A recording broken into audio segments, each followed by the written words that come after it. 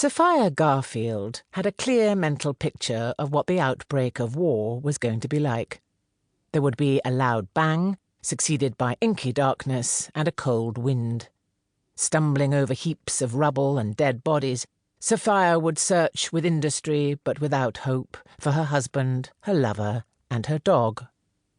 It was, in her mind, like the end of the world or the last days of Pompeii, and for more than 2 years now she had been steeling herself to bear with fortitude the hardships, both mental and physical, which must accompany this cataclysm.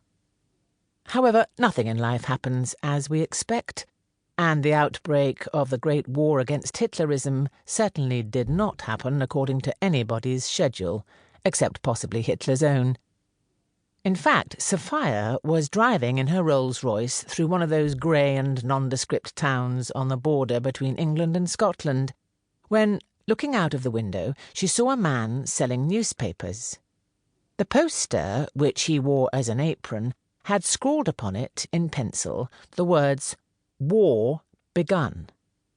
As this was on the 31st of August 1939, the war which had begun was the invasion of Poland by Germany. The real war indeed did begin more pompously, if not more in accordance with preconceived ideas, some 4 days later. There was no loud bang, but Mr. Chamberlain said on the wireless what a bitter blow it had been for him, and then did his best to relieve the tension by letting off air raid sirens. It sounded very nice and dramatic, though a few citizens, having supposed that their last hour was at hand, were slightly annoyed by this curious practical joke.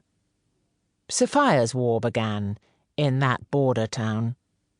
She felt rather shivery when she saw the poster, and said to Rawlings, her chauffeur, "Did you see?" And Rawlings said, "Yes, m'lady, I did." Then they passed by a hideous late Victorian church, and the whole population of the town seemed to be occupied in propping it up with sandbags. Sophia, who'd never seen a sandbag before, began to cry, partly from terror and partly because it rather touched her to see anybody taking so much trouble over a church so ugly that it might have been specially made for bombs. Further along the road, in a small grey village, a band of children, with labels round their necks and bundles in their arms, were standing by a motor bus. Most of them were howling. Rawlings volunteered the remark that he had never expected to see refugees in England, that Hitler was a red swine and he would like to get his hands on him. At a garage where they stopped for petrol, the man said that we could never have held up our heads if we hadn't finished it now. When they got to Carlisle, Sophia decided that she must go on by train to London. She had been on the road already for 10 hours and was miserably stiff. But having arranged to help with the evacuation of mothers and children, she was due at a school in the Commercial Road at 8 o'clock the following morning. Accordingly, she told Rawlings to stay the night at Carlisle, and she herself boarded the London train. There were no sleepers. The train was full of drunken soldiers, and it was blacked out.